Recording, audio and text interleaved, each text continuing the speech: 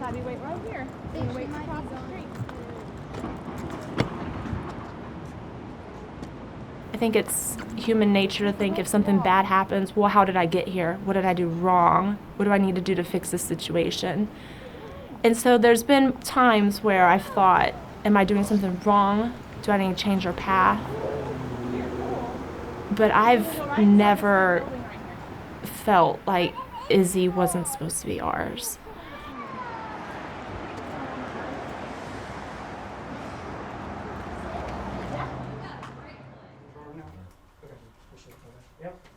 Yeah, you can just have a seat and we just kind of talk before we start. All right. I always thought when I was little, that's what I'm going to have. I'm going to marry a godly man, and I'm going to celebrate my 50th, maybe my 60th wedding anniversary. But I got 12 years, and I felt like I was robbed. Happy birthday to you. Happy birthday, dear Daddy. Happy birthday to you. Blow it out. So when I met Brad, I was not looking for a guy. But what drew me to Brad wasn't really him, it was Jesus. And so he was just this crazy guy with some cool ideas. 3, 2, 1. He wanted to reach people, while I wanted to reach people. So we went and reached people together.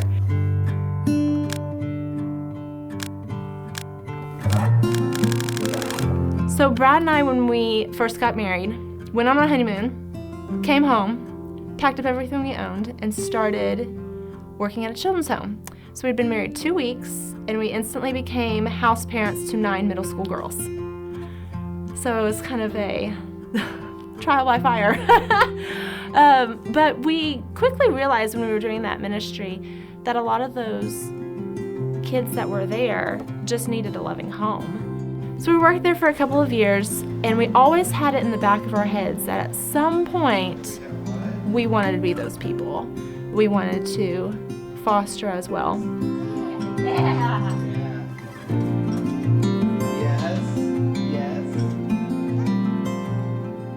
I'm gonna bring Izzy's trike downstairs.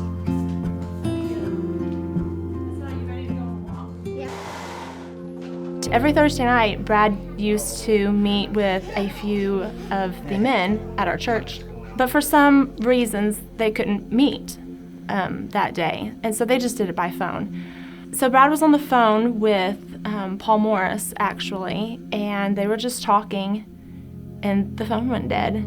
And Paul actually contacted my brother-in-law, and then my sister called me and asked if everything was okay. And of course, I thought everything was fine. Brad was just back in our bedroom talking to Paul, and but I went back and checked on him, and I found him on the floor. At that point, I didn't know really what happened, but he passed away about an hour and a half later at the hospital from a massive heart attack.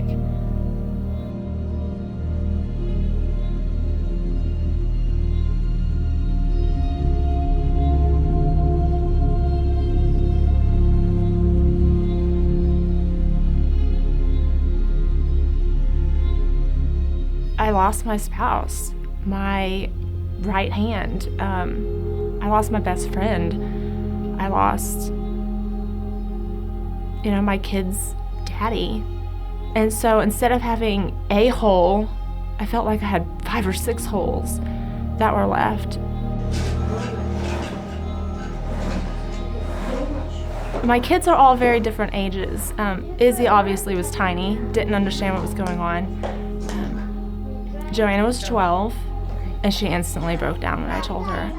Tabby just sat beside me and she just cried.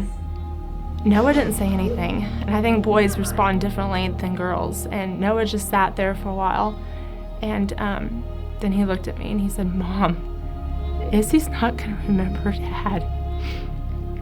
And that was the only thing he said.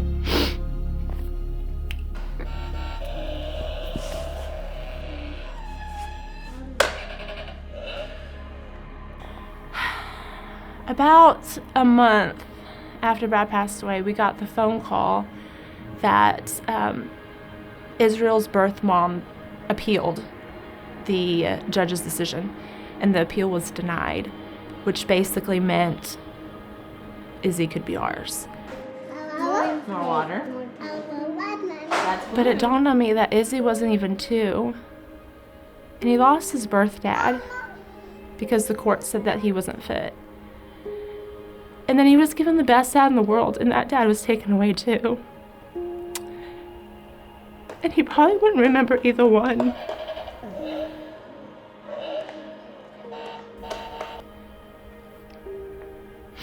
And I started really questioning, like, God, I don't think I'm enough. I don't think I could do this. Like, Izzy deserves 2 parents. I have 4 kids. But just in the quietness, he just assured me, he's like, you're not enough, but I'm enough. This Scoop. Is that 2? Is that your birthday shirt? Okay, hold on. Here. You can see? Yeah, I'll show you. And there's probably a lot of people that think that they're not enough to love or to take care of foster kiddos. And you're not enough. Maybe you don't think you have enough love, or you don't have enough time, or don't have enough space. Or in my case, I was a single mom fostering, and at first I didn't think that was the right plan. But it wasn't my plan, but it was God's plan. And He would be enough.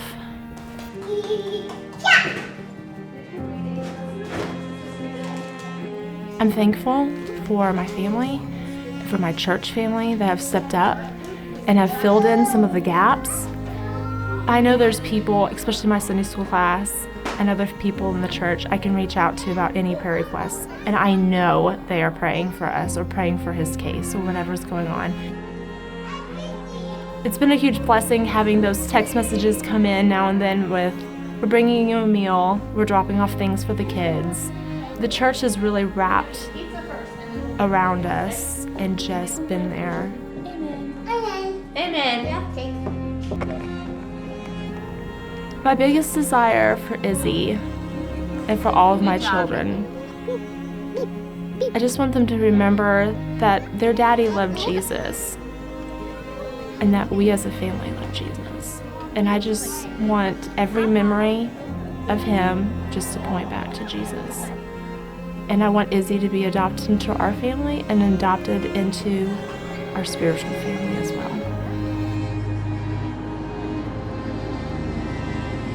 Ms. Coble, you understand adoption is like a promise? You promise to love Israel forever? Take care of him forever? And be his mom forever? All right. And y'all promise to be the best brothers and sisters you can be? All right.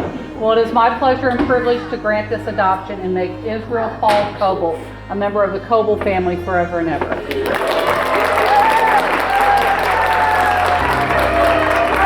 don't know where he's at.